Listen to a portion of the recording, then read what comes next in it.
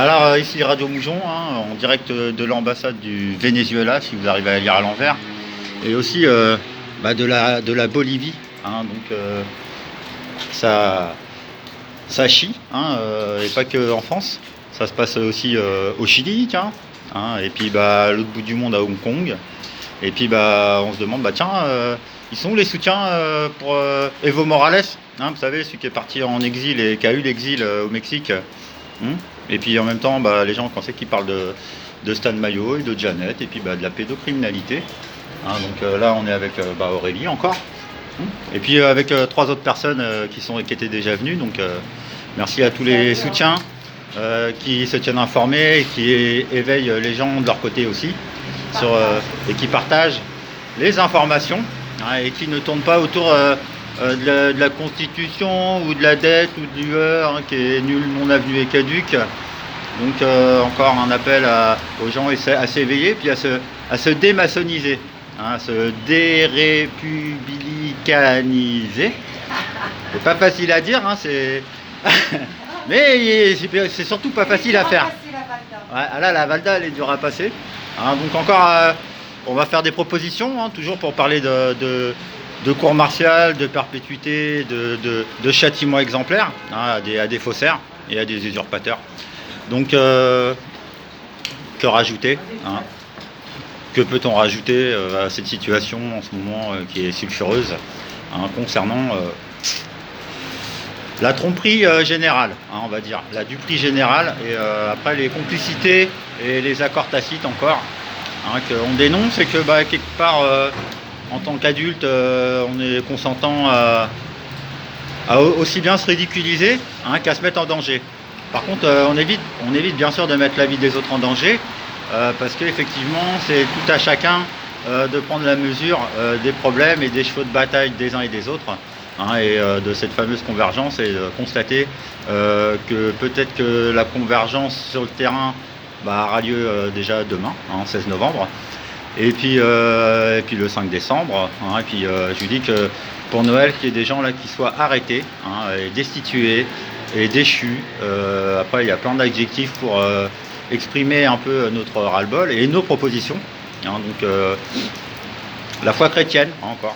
Un peu de prosélytisme, hein, pour ma paroisse. Ouais, la bonne foi et la bonne volonté. Surtout même quand on se dit croyant, hein, alors que quand on se dit croyant, que ce soit de quelque religion que ce soit, surtout que nos actes, nos paroles et nos pensées soient en cohérence. Hein, voilà, c'est-à-dire parce que quand on est chrétien, par exemple, on défend les plus petits, les enfants, les pauvres. Donc c'est l'essentiel de la doctrine christique, si on peut dire. La veuve et l'orphelin aussi. Donc voilà, donc dans ce cas-là, la dette, elle passe un peu après, hein, elle passe après les enfants. Quand on est un vrai chrétien, on défend avant tout les enfants, les pauvres. Donc évidemment, l'argent fait partie du complot mondial, mais voilà, j'en appelle à tous les chrétiens, les vrais... ceux qui ont au moins la fibre et une graine en eux de cette moralité, de cette doctrine, de cet état d'esprit, de le laisser fleurir en eux et de ne pas avoir de barrière quant aux religions. C'est pas la peine, ça sert à rien. Ouais.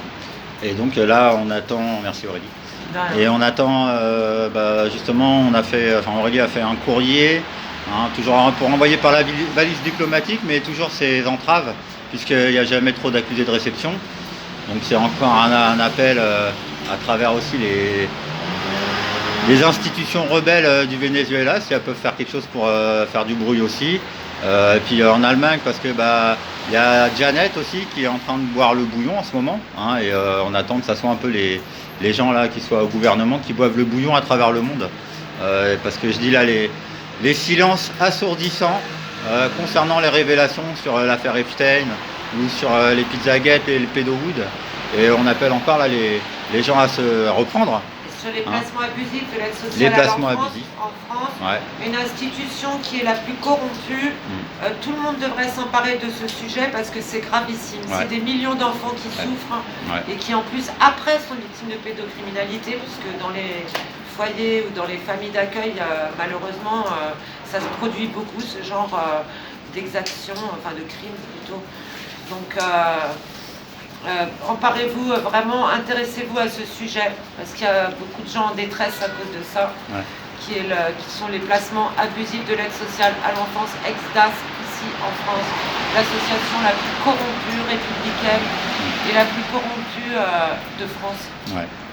Hein, qui impacte les magistrats, qui impacte... Aussi, ouais. Voilà, donc T'as raison. les gens qui couvrent de leur silence, hein, ça s'appelle l'omerta, concernant là, les crimes sexuels sur enfants.